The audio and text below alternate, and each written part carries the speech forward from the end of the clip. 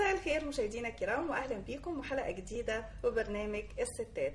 مع الستات دايما هتكسب معانا الخبر، المعلومه، النصيحه اللي مش بس بتفيدك وتفيدها، لكن اللي بتفيد كل فرد من افراد الاسره، ده غير ألذ واشهى الوجبات. طبعا ما بننساش ابدا مطبخ يوم الاثنين. النهارده معانا مها مرعي خبيره الطهي، وهتقدم لنا النهارده تارت السابلي بالكريمه والفواكه. بنتمنى يا رب ان كل فقره من فقرات برنامجنا تعجبكم. خليكم معانا.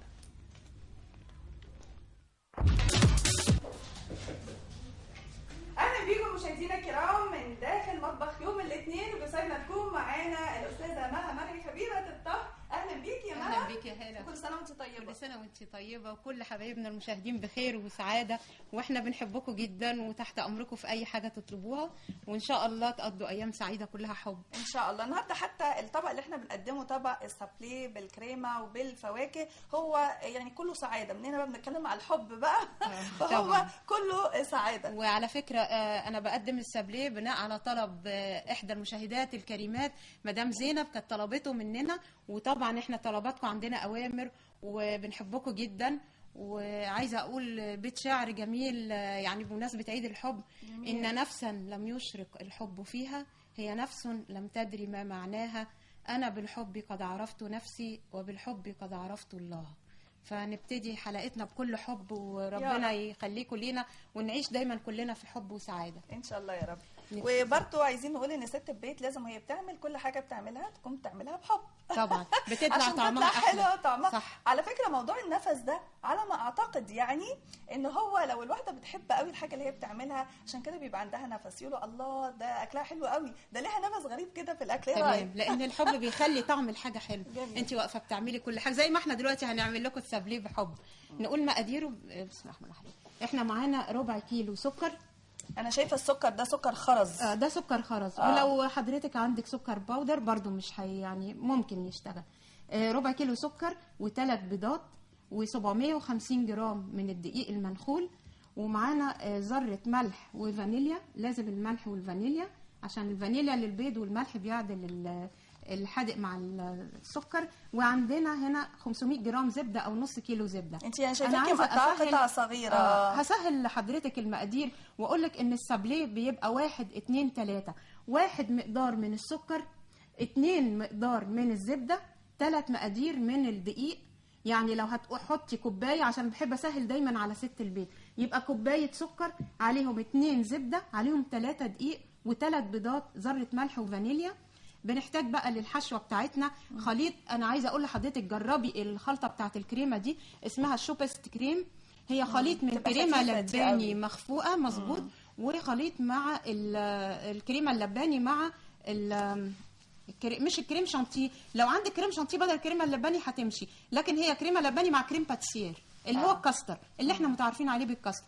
هنعمل ايه في الكريمه دي؟ الكريمه دي ممكن حضرتك تستخدميها حشوه تورته، بتبقى طعمها في منتهى الجمال وخفيفه وهشه وطعمها حلو. وعلى فكره هنقول مقاديرها ايه كمان الولاد الصغيرين والكبار، يعني بالزبط. الكاستر بالذات من الحاجات المحببه جدا جدا للاطفال. بالظبط. هو خليط ما بين الكاستر او الكريم باتيسير. بنجيب العلبه، هي العلبه فيها البودره مكتوب عليها ان احنا بنحط معاها كوبايه ميه ساقعه او كوبايه لبن ساقع وشويه سكر بودره. ده بيبقى الكاستر. الكريمه اللباني بنجيبها من عند اللبان، بنخفقها مع التلج مع لبن. هقول تاني، لازم يكون يا اما اللبن في التلاجة في الفريزر عامل تلج مع كوبايه لبن مع ربع كيلو كريمه لباني في التلاجة ومعلقتين سكر بودره. اللبن بقى متلج، هل معنى كده مفيش داعي ان انا احط تلج؟ لا مفيش داعي، بس انا بقول لحضرتك انه بيفصل. كريمه اللباني بيشتكوا منها دي المشكله. يا تحطيه في اللبن في الفريزر يا اما يبقى ساقع قوي وتحطي حواليه طبق فيه تلج. فالاسهل انك تحطي اللبن في الفريزر. بالظبط كده اسهل. احنا اول خطوه هنعملها، بس انا عايزه اقول لحضرتك السابليه حاجه شيك قوي، ولو عندك ضيوف او عندك عيد ميلاد ممكن نعمله تارت، نعمله اصناف كتيره. بس خلي بالك ان في تكه بسيطه، لان هو ما بيحبش يتعجن كتير. فهنبتدي مع بعض نحط السكر. بسم السكر زي ما قلنا ربع 1 كيلو 2 سكر. 3 يبقى كوبايه سكر، معانا كوبايتين زبده، ومعانا 3 كوبايات دقيق. 1 2 3 عشان ما ننساش تمام المقادير. بالظبط. انا حطيت ربع كيلو سكر، يبقى هحط على طول النص كيلو الزبده. الزبده زي ما انا احنا مقطعاها شايفين بس لازم تكون في الثلاجه. متقطعه لازم. قطع صغيره. طب ليه بقى مقطعاها يا استاذه مها؟ هقول لحضرتك ليه، عشان بتسهل عمليه الضرب، ما تبقاش كتله كبيره تتعب المكنه، او يعني تجنبا ان هي تاخد وقت طويل وتسيح مني. تمام. فانا حطاها في الثلاجه، لازم تكون ساقعه. على فكره أنا الحاجات بكرر التكات الصغيره دي بتيجي من الخبره. مظبوط. يعني لان الواحد مظبوط. يعني ممكن كنا نقول زبده كده بس وخلاص، لكن لا، لان مع التجربه ان لما بتتقطع صغير بتكون اسهل واسهل. بالظبط. انا هحط الزبده مع السكر على اول درجه. اول درجه يتجانسوا مع بعض في اول درجه علشان يسيحوا مع بعض. ما ابتديش ابدا اطلع على درجات عاليه، لازم اسيب الخليط يتجانس مع بعضه.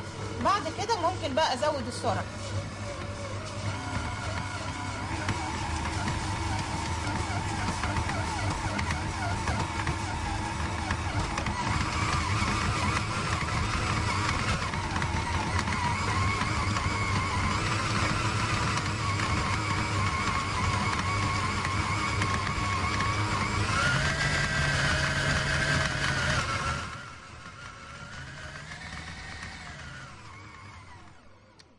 احنا حاجه كل بقى ده دلوقتي برضه الزبدة مع خطوة تانية. السكر. ايوه اهو ابتدوا يتجانسوا كده. هزود البيض، بس البيض لازم حضرتك هيلينها. تخلي بالك. بيض واحده واحده، يعني اضيف البيضه واصبر عليها شويه ونعجنها تاني. تمام. عشان الخطوات دي بتخلي السابليه جميل. هو اسم السابليه يعني حاجه مرمله، تبقى مرمله مش ناشفه.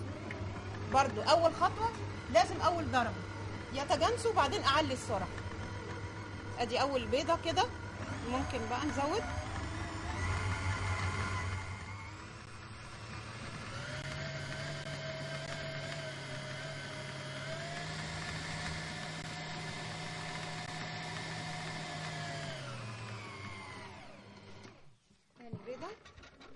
يبقى احنا كده زي ما بنقول كان كوب سكر، ومعانا 2 كوب من الزبده المقطعه قطع صغيره. حطينا اول بيضه، ودلوقتي تاني بيضه.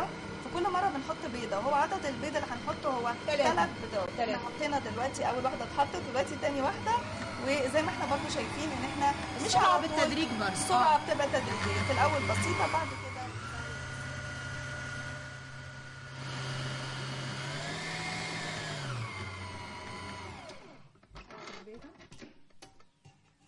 متهيألي اللي ما عندوش عجانه هل ممكن ان يتضرب في الخلاط مثلا او بالايد؟ هنحط بقى الملح والفانيليا. نزود الملح بقى هنا ليه دايما نحط ملح في العجان؟ لازم على فكره، حتى الكحك بيتحط له ذره ملح. ليه بقى؟ بيعادل الحلو، ما بيبانش حلاوته الا بذره ملح. يبقى احنا كده حطينا البيض وحطينا الملح والفانيليا. دي اخر خطوه هستعمل فيها العجانه. فاضل خطوه واحده بس، هحط الدقيق يا دوب ضربتين 2 مش اكتر.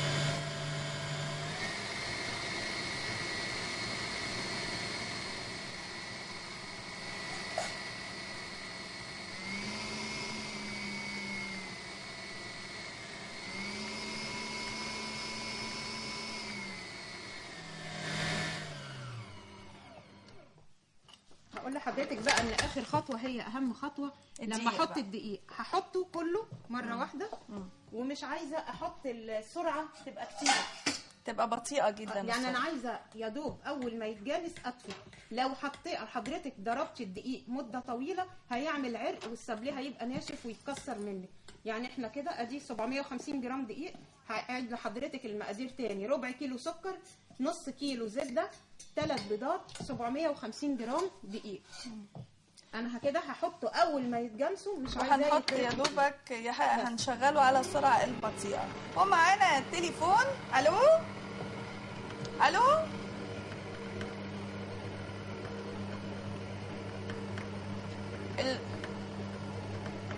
ام جهاد معانا. الو، السلام عليكم. تعالي الصوت. السلام عليكم. عليكم السلام ورحمه الله وبركاته. ايوه اخت هاله، متشكرين قوي على البرنامج الجميل دوت. والاخت مها صراحه يعني ربنا يكرمكم. على فكره انا كنت خايبه قوي في الحاجات ديت، بس عملتها الحمد لله. بس لا، ربنا مش يجزيكم عارفة. خير هو يعني. الواحد ما بيبقاش عنده تجارب، لكن لما الواحد بيبدا بيبقى فيه تجربه بقى، وتبداي لو عايزه اي حاجه احنا تحت امرك. عايزة. جزاك الله خير. بصراحة حضرتك قدمت العيش الكايزر قبل كده، تمام. وبس بصراحة ورقة المقادير ضاعت مني. حضرتك ممكن بس من فضلك تعيدها لي تاني؟ العيش يعني الكايزر الاتنين. اللي احنا قدمناه عينيا. المره اللي كان اه على شكل التمساح صح؟ ايوه جزاك الله خير. وبصراحة حضرتك يعني ممكن تقدم لنا الحاجات اللي هي زي اللانشون، الحاجات دي عملناه والله الحلقه اللي فاتت. لا انا كده كتبت الحمد لله. يعني ممكن حضرتك يعني ايه تجيب لنا النوعيات ديت. والبرجر اعمل لك البرجر المره الجايه. يا ريت جزاك الله احنا كنا عملناه خير. برضه مره قبل كده، لكن ما فيش مانع. لا، عينيا وبنتمنى ليك. ان انتوا دايما يا جماعه تشوفونا كل يوم اثنين. ان شاء الله والله. لا ده انا بواظب، انا لسه مواظبه على البرنامج يعني جديد. فالحمد لله يعني انا مش عارفه اشكركم ازاي يعني بصراحه يعني. تحت امرك تحت قولي امرك. لي، ليكي اي ملاحظات على البرنامج عاجبك؟ لا جميل. بس ساعات انتوا بتقولوا هنقدم فقرات وساعات ما بتجيبوهاش او وقت لا، عارفة البرنامج. ممكن يبقى ضيق الوقت ممكن أو بس كده، لكن يعني بالعكس احنا عايزين نقدم حاجات كتيره جدا في وحضرتك الحلقه. اللي هي المشغولات والحاجات الفنيه برضو دي كانت جميله، ممكن بتعجبك.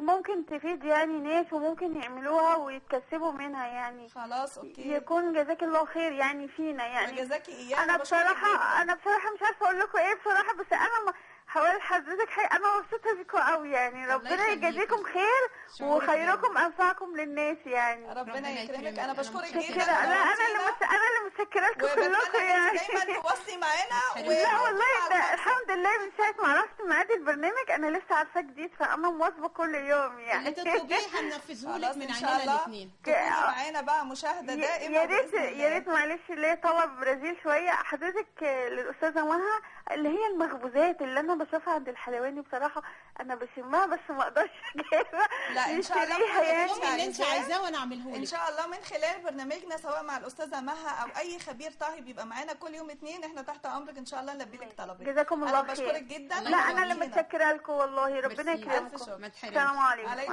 السلام ورحمه الله. احنا حطينا الدقيق زي ما اتفقنا يا دوب بس يتجانسوا ومش هنزود في الضرب قوي. خلاص اهو. ايوه كده.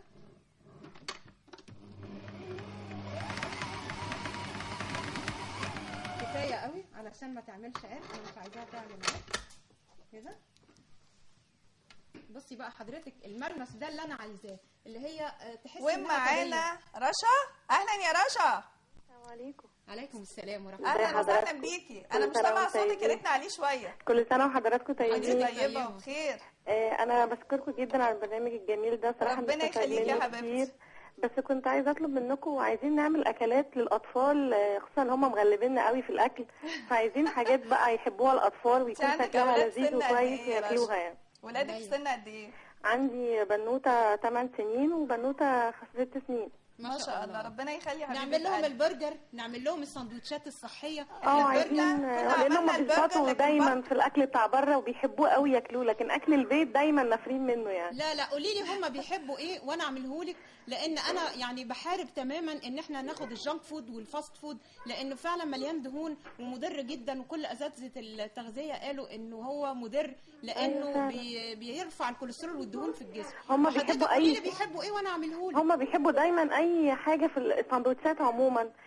المكرونات بانواعها طبعا، الحاجات بقى البيتزا، الحاجات دي كلها هم الاطفال بيحبوها، لكن عشان ياكلوا الاكل بقى اللي فيه يعني فايده خضار او كده مش بيرضوا ياكلوا. لا البرجر ان شاء الله اعمله لك الحلقه الجايه. احنا قدمناه قبل كده الفراخ المقرمشه تاني، بس ان شاء الله نقدم يعني عملنا سندوتشات بس برضو ان شاء الله، لان فعلا هي فكره مدارس. وعايزين انواع برضو من السلطات، لانها بتبقى مش كل يوم الواحد يعمل سلطه خضراء او كده، فعايزين انواع من السلطات. احنا قدمنا على فكره الحلقه اللي فاتت كانت سلطه اللي هي بالذره، كانت الحقيقه كانت مميزه جدا. ان شاء الله برضو نعمل سلطه نسواز ونعمل سلطات كتير قوي. بشكركم جدا. كل سنه وحضراتكم طيبين. بشكرك جدا وكل سنه وانت طيبه وبخير، وسلمي على اولادك. بصي حضرتك خلاص ده الملمس اللي احنا عايزينه. المفروض بنلم العجينه بعد كده وبعدين بنحطها في كيس بلاستيك في الثلاجه. بصي حضرتك هتلاحظي الملمس بتاعها اللي هو الطري عامل زي البيتي فور بالظبط. هنحطه في كيس ونشيله في الثلاجه ترتاح ساعه، وبعدين يا ريت بس احنا نطلع كده عجينه قدام الساده المشاهدين عشان بس ايه نشوف الملمس بتاعه بيبقى ايه بالظبط العجينه. هي طيب. ومعانا اتصال هاتفي مدام سادية. الو، مساء الخير.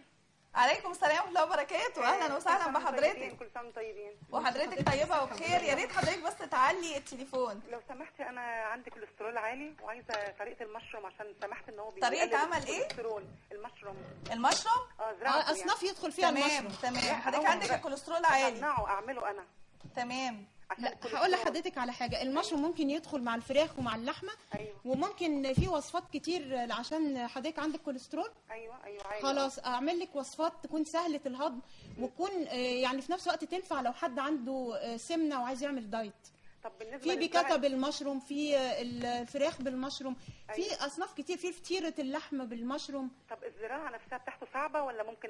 زراعه المشروم. لا احنا هعمل لك حلقه عن زراعه فعلا احنا كنا بنتكلم على مشروع اقتصادي نعرف ممكن نجيب احد المتخصصين في الزراعه ان شاء الله باذن الله، وممكن احنا نقدمها لحضرتك باذن الله. برضو دي فكره جميله جدا. احنا بنبقى الحقيقه سعداء جدا بكل افكار الساده المشاهدين وتواصلهم معانا. الف شكر حبيبتي. كل سنه بتمنى يا رب السابليه النهارده يعجبك. لا جميل، كل حاجه جميله من ايديك. ربنا يخليكي يا رب.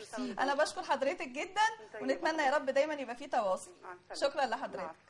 بصي حضرتك ده الملمس بتاع العجينه طريه وجميله ازاي، ولا بتشقق ولا حاجه، لان انا ما ضربتهاش كتير لما حطيت الدقيق. لو انا كنت فضلت اضرب بعد الدقيق هتلاقيها تعمل عرق. يعني ايه عرق؟ يعني تمط وتبقى ناشفه، تبقى عامله زي العيش كده. لا هي كده جميله جدا وزي البيتي فور بالظبط.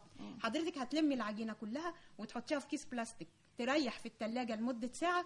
بعد الساعه هنطلعها وبعدين نفردها في قالب الطرد. نجيب قالب طرد كده. احنا كده فردنا. بنجيب قالب الطرد اللي هو بيكون سواء بقى مقاس صغير او كبير زي ما يكون عند حضرتك. بتعملي ايه؟ بتحطي العجينه فيه بعد ما ريحناها ساعه في الثلاجه. بنفردها بالنشابه على الرخامه، بنحط دقيق على الرخامه وبنحط نفرد العجينه وفوقيها دقيق، بنفرد بالنشابه وبعدين باخدها على الطرد من غير ما ادهنه لان هي فيها الزبده الكافيه. تمام. بخرم بالشوكه، وارجوكي خلي بالك من النقطه دي. لازم تخرمي بالشوكه والا هتقب. لما نخرم بالشوكه كده ندخلها في الثلاجه تاني 10 دقائق وبعدين هنخرمها وندخلها في الثلاجه. لكن معانا اتصال هاتفي. معانا استاذه ماجده. اهلا وسهلا بيكي. الو.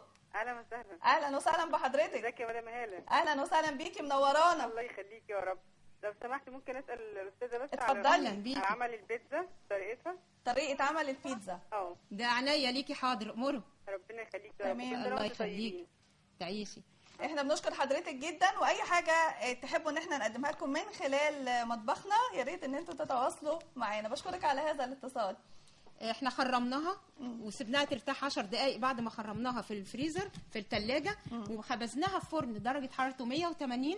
بنسيبها حوالي 20 دقيقه او لغايه ما حضرتك تلاقيها بقت اللون الذهبي. زي ما احنا شايفين هي كده طلعت من الفرن وبقى بهذا الشكل. زي ما احنا شايفين ان التخريم واضح جدا فيها. التخريم عشان ما تعلاش. سبتها تتخبز وبعد ما اطلعها من الفرن بعد 20 دقيقه تقريبا اسيبها تبرد خالص واخد الشوبست كريم اللي احنا عملناه. معانا دلوقتي اتصال طبي. معانا الدكتور ايهاب ابو النجا. الو.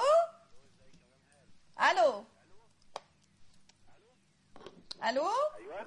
اهلا، السلام عليكم. عليكم السلام استاذ هاني. ازيك؟ اهلا يا دكتور ايهاب. ازي حضرتك؟ ازي صحه حضرتك؟ ان شاء الله يا رب بخير. امين يا رب. وحضرتك؟ الله يكرمك يا رب. ومدام مها. الله يخليك يا دكتور ايهاب، منور الدنيا. ربنا يخليكي. ايه الحاجه الحلوه ديت انا حاجز منها. ايه الاخبار؟ تمام الحمد لله. مش عايز تتفضل عندنا؟ ان شاء الله. هناخد الطرد النهارده؟ والله انا بسجل عشان اعمله النهارده، بس هعمل رجيم بعد كده بقى. وبعد كده رجيم بقى. ده شرف لينا يا دكتور ايهاب، احنا نجيبها لغايه عندك يا دكتور ايهاب. ربنا يخليك. وانا عايز بس اسجل، انا عايز ابقى مشترك بالمركز في مشروع الاسكندريه الخضراء. يا دكتور ايهاب، انا رفعت الشعار ده الحقيقه، والحمد لله كل مشاهدينا الكرام مساعديني ومساندني فيه ان احنا هنزرع اسطح منازلنا وهنزرع البقدونس والجرجير والشبت. دكتور كنا لسه بنتكلم مع واحده من المشاهدات ان كانت عايزه تعرف ازاي انها تزرع عش الغراب او المشروم. تمام. هو طبعا ده مش تخصصي، انا عايز ابقى اول عياده ازرع السطوح بتاعها بالحاجه ديت، لكن انا عارف ان هو بيتجاب كيس وبيتحط قش تقريبا وبيتساب يتندى، وبناخد التقاوي بتاعته من وزاره الزراعه. طبعا مدام مها هي هتبقى ادرى مني بالحاجات دهيت، وبيتساب فتره معينه، لكن انا مش انا طبعا مش تخصصي يعني. حضرتك تخصصك حاجات خضراء؟ لا انا تخصصي تغذيه ورجيم. تغذيه اكل صحي. هنزرع يا دكتور ايهاب الخضره والنعناع والاعشاب في بلكوناتنا وشبابيكنا عشان ناكل الخضره اورجانيك ما فيهاش كيميكالز، وفي نفس الوقت هتوفر علينا كتير لان الحاجات دي غاليه، وفي نفس الوقت هننشر الخضره في محافظه اسكندريه. وانا يسعدني اكون اول طبيب مشترك في البرنامج دهوت، ومعاك ان شاء الله يا مدام مها ومع مدام هاله باذن الله. كل الاطباء وكل مشاهدينا الكرام في اسكندريه والبحيره وكل مشاهدينا بيشوفونا في كل مكان، وان شاء الله قريبا يشوفونا في العالم كله على النايل سات ان شاء الله. شرف لينا يا دكتور ايهاب. يا ريت كلنا نبدا من النهارده فعلا، يعني لو كل واحده بلكونتها تجملها بزرعه، ممكن ان هي تستخدم الزرعه دي، ممكن تبقى اي حاجه، ممكن تبقى زعتر، ممكن تبقى زي ما قلنا النعناع وفي البقدونس وفي كرفس وشبت، في حاجات كتيره قوي نقدر ان احنا نستغل فعلا البلكونه. اولا الشكل العام هيبقى جميل جدا، ثانيا ان احنا كمان هنستفيد بيها وناخد المنتجات دهيت. بصي حضراتكم انا حطيت الشوبست كريم على التارت اهو زي ما حضراتكم شايفين، وهنبتدي ناخد انصاف التفاح هنعمله بشكل جميل. انا عايزه حضرتك ما تشتريش حاجه من بره، يعني انا عايزه ست البيت تعمل كل حاجتها بنفسها. يعني ايه المانع لو انا عندي حفله او عندي عيد ميلاد انا اللي اعمل تورته زي ده يغني عن التورته او الى جانب التورته. ومعانا طبعا التفاح والكيوي لونه اخضر والتفاح الاصفر، ومعانا نشوى كمان معانا على التليفون. الو السلام عليكم. عليكم السلام ورحمه الله وبركاته. اهلا وسهلا بيكي. الحمد لله. يا ريت نعلي الصوت بس شويه. لو سمحتي كنت ممكن حضرتك تقولي مقادير التارت تاني والكريم؟ عينيا عليكي. حاضر. خليكي معانا تابعينا وهنقول لك على طول مقادير التارت مره ثانيه. نقولها كده بسرعه. مقادير 1 2 3 اللي هو عباره عن ربع كيلو سكر ونص كيلو زبده و3/4 كيلو دقيق و3 بيضات وفانيليا وذره ملح، وبنضربهم زي ما قلت لحضرتك السكر مع الزبده، وبعدين بنضيف الدقيق، ما بنحطش بقى الدقيق يتضرب كتير، وبعدين بتكون الزبده والسكر وبعدين 3 بيضات والدقيق اخر خطوه، وبنريحها في التلاجة لمده ساعه علشان ترتاح وما تكشش. بعد كده بنخرمها وبندخلها في الفرن وتطلع بعد الفرن تبرد ونزوقها بالشكل ده.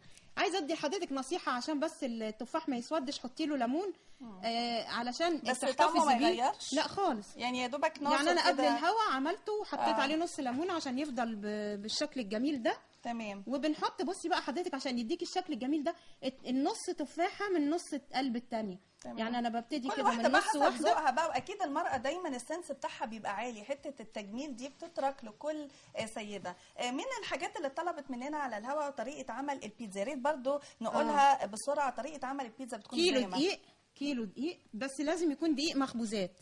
كيلو دقيق مخبوزات ونص لتر ميه و3 معالق زيت زيتون و2 باكو من الخميره الفوريه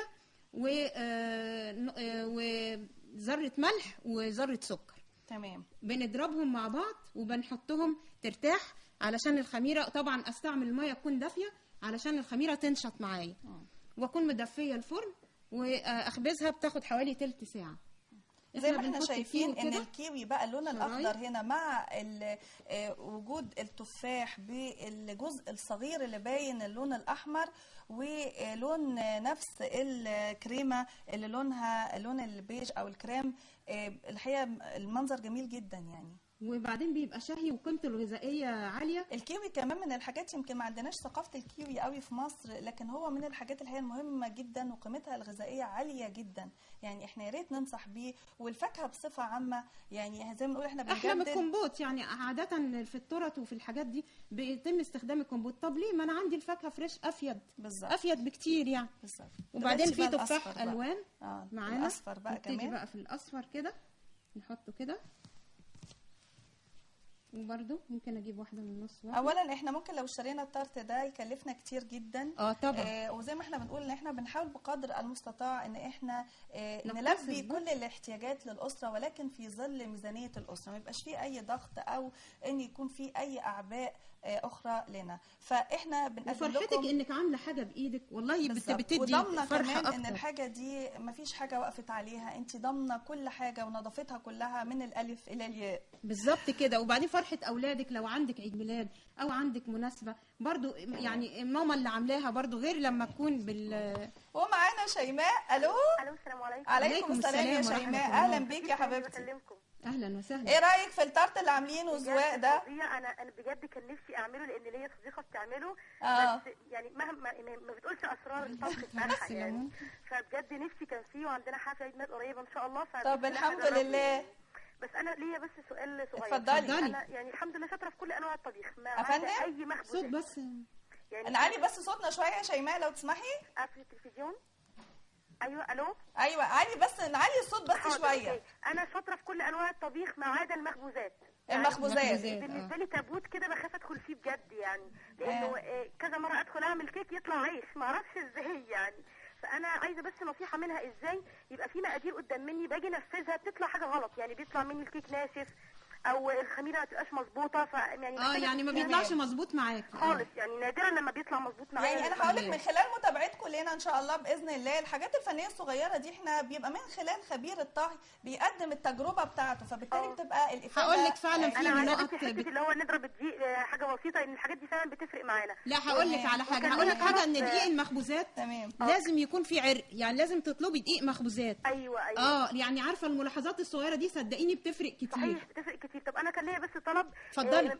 زي مثلا البسطرمه والحاجات دي ازاي تتعمل؟ يعني عشان برضه بدل ما نشتريها من بره يعني. على فكره احنا دايما عندنا وعملنا اللانشون على فكره، عملنا اللانشون ان شاء الله باذن الله نبقى نعمل البسطرمه تاني، لان احنا بنخاف من اللحوم المجمده دي، بنخاف منها. وعندك حق تخافي منها. تمام يا شيماء، نورتينا يا شيماء، ونتمنى يا رب دايما تبقي على تواصل معانا. بشكرك تحت امرك. بالنسبه لشيماء انا عايزه اقول لها ان الدقيق المخبوزات بتفرق كتير قوي، انك تجيبي الدقيق. احنا كده متهيالي عشان حاضر وقتنا. حاضر هنحط بقى الكريز. دقيق المخبوزات مهم قوي عشان حضرتك تضمني ان الحاجات المخبوزات بتاعتك هتطلع ناجحه. لازم تقولي للبياع ان هو يكون دقيق مخبوزات. تمام. انا هظبطها. انا بس عشان الساده مشاهدين ما انا هشيلها كمان لان هي لازم. هنخلص الخطوه دي. تمام. ونحط كريز كده، نحط كريز الكريز طبعا زي ما احنا شايفين ده كريز مسكر. انا هشيله من الطرت عشان حضرتك ما تتعبيش. تمام. ومعانا زي ما احنا شايفين يعني بنحط دلوقتي كريز جميل جدا. ومعانا فاتن على التليفون. الو السلام عليكم. عليكم السلام ورحمه الله وبركاته. اهلا بيكي. ازي حضرتك؟ الحمد لله. ازيك يا مدام مها؟ اهلا بيكي. اهلا. ازي حضرتك؟ كل سنه وانتم طيبين. وانت حضرتك بالصحه والسلامه. ازي حضرتك عامله ايه؟ انا بهنيكم بصراحه على البرنامج الجميل دوت قوي والله. ربنا يخليك. الله يكرمك يا رب. احنا تحت امركم. احلى فقرات بتحبيها في برنامجنا ايه؟ فقرة الطبخ طبعا. الطهي. الله يخليكي، ده من ذوقك. انت طبخه ايه النهارده؟ قولي لي. انا النهارده والله عامله عدس. عامله عدس؟ احلى حاجه. عامله عدس اصفر. احلى حاجه. ايوه طبعا. شوربه بقى وايه الجو يعني الجو بتاع العجمي يعني يسمح بكده النهارده. تمام، مع ان الجو جميل والله. نعمل لك انواع شربات لو بتحبي الشوربه. اعمل لك. بصي يا فاتن احنا كلنا توقعنا ان النهارده الدنيا شتاء بقى وسقعه وخلاص هتشتي. الجو الصبح كان باين ان هو كانت هتشتي صح. والله كنت بس عايزه اسال مدام مها على الاواني بتاعه الطبخ، يعني ايه احسن حاجه في الاواني بتاعه الطبخ؟ لان الاواني بتاعه الطهي الاواني نفسها استانلسات. الاستانلس والفخار مفيش يعلى عليه. الاستانلس والفخار طبعا. طب معلش الاستانلس يعني من انهي نوع؟ لا مش هنقدر نقول على الهوا، بس حضرتك في الكنترول سيبي تليفونك وانا اقول لك يعني اديك اي نصيحه. بتبقى برضه بالتجربه، لكن هو يعني حتى ممكن انواع من التيفال برضه بيبقى كويس لان هو ما بيلزقش، ودي بتيجي بالخبره. وبرضه هتبقي معانا على الكنترول ونقول لك بعض الاسماء. لو عايزه شربات نعمل لك السي فود واي انواع ثانيه. كده وصلنا لنهايه الفقره بتاعه الطهي زي ما احنا شايفين. بصي بقى حضرتك بصي احنا كده طلعنا خلاص اهو الطرت كده. هنقدمه لضيوفنا على السيرفيس بالمفرش الدانتيل كده. زي ما احنا شايفين ان الشكل جميل جدا والطعم ان شاء الله هيكون احلى. يا رب تعجبكم. جربوها بالف هنا وشفا وتاكلوها في عيد الحب وفي المناسبات الجميله ان شاء الله. الطرت ينفع جاتوه، ينفع تورته، وينفع أي كمان حاجة. في عيد ان شاء الله، في عيد الاضحى المبارك ممكن يبقى هو ده الحاجه الحلوه اللي احنا نحلي بيها. احنا وحضراتكم وانت طيبه وبخير. بنشكرك جدا يا مها. بنشكر مها مرعي خبيره الطهي. مشاهدينا الكرام مشاهدينا الكرام، الرتوش الاخرانيه دايما في كل حاجه بتبقى هي اهم حاجه.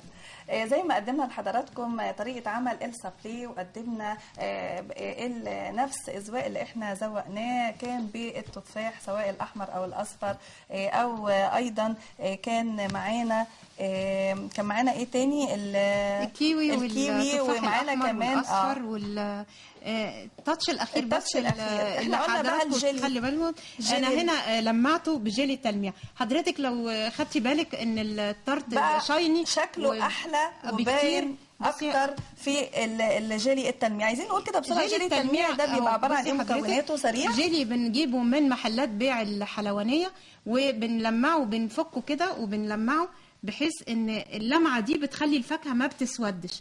وبصي حضرتك بقت شايني التارت او التورته بقت بتلمع وشكلها جميل جدا وعمره ما هيسود مننا. فانا بقول لحضرتك جيلي التلميع ده في اخر خطوه قبل ما تقدميه لضيوفك، هتفكيه وهتعمليه وقالب على شكل القلب، علشان احنا في عيد الحب ما ينفعش طبعا ان احنا ما نعملش شكل القلب، وده برده جاتوه صغير يتقدم للضيوف.